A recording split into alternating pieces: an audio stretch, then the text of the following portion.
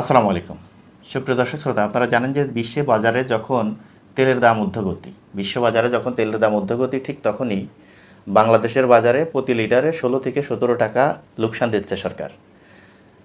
ঠিক সেই সময়ই জ্বালানি মন্ত্রী একটি বৈঠক করে প্রধানমন্ত্রীর সাথে। সেই বৈঠকে বলা হয়েছে যদি এই ঘাটতি সামাল দিতে হয় তাহলে একমাত্র রাস্তা তেলের দাম বৃদ্ধি করা। ঠিক সেই সময় এই সংকট মুহূর্তে জনাব তারেক রহমান সাহেব একেবারেই প্রস্তাবটি নাকচ করে দিয়েছে। শুধু তাই নয়, তিনি বলেছেন যে এই মুহূর্তে দেশের মানুষের উপরে এক পয়সার চাপ সৃষ্টি করা যাবে না। এটাই হচ্ছে প্রধানমন্ত্রী, এটাই হচ্ছে নেতা।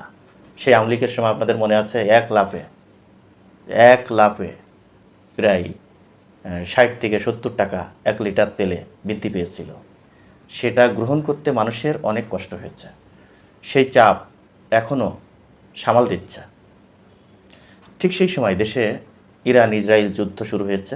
সেই যুদ্ধের মাঝে বিশ্ববাজারের তেলের দাম লাফিয়ে লাফিয়ে বাড়ছে। কিন্তু বাংলাদেশ সরকার, জনাব তারেক রহমান, তিনি কি করেছে জানেন? সেই ইরানের সাথে কূটনীতিক আলোচনায় বাংলাদেশের তেলবাহী যেই জাহাজগুলো হরমুজ প্রণালী দিয়ে বাংলাদেশের উদ্দেশ্যে আসবে, সেই জাহাজগুলো ইরানের কোস্টগার্ড তারা সিকিউরিটি দিয়ে বাংলাদেশের রাস্তায় তারা পৌঁছায় দেবে।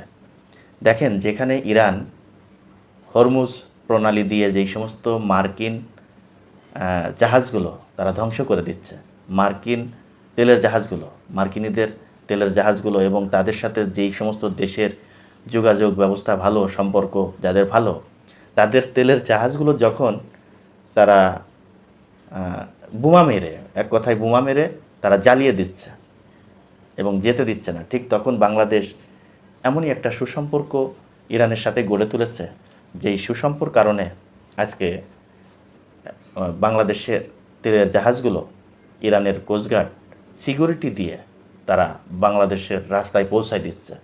এর থেকে বড় চাওয়া, এর থেকে বড় পাওয়া আর কি হতে পারে সরকারের আমলে? দেখেন, শুধু তাই নয়, তারেক রহমান যেই প্রতিশ্রুতিগুলো দিয়েছিল আপনারা জানেন, সে প্রতিশ্রুতি অনুযায়ী অলরেডি ফ্যামিলি কার্ড বিতরণ করেছে, যেটি নিয়ে বিতর্ক করেছিল জামাত ইসলামের নেতাকর্মীরা।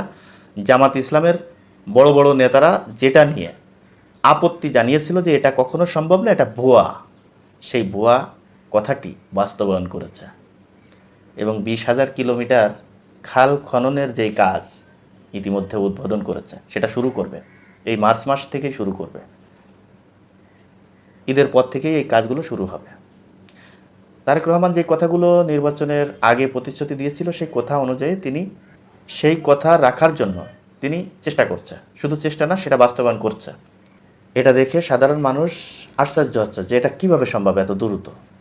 দর্শক, আজ এই পর্যন্তই। যদি ভিডিওটি ভালো লেগে থাকে আপনাদের কাছে অনুরোধ থাকবে ভিডিওটি বেশি বেশি করে শেয়ার করবেন, লাইক করবেন এবং আপনাদের মতামত আপনারা কমেন্ট বক্সে জানিয়ে যাবেন। দর্শক, ভালো থাকবেন, সুস্থ থাকবেন।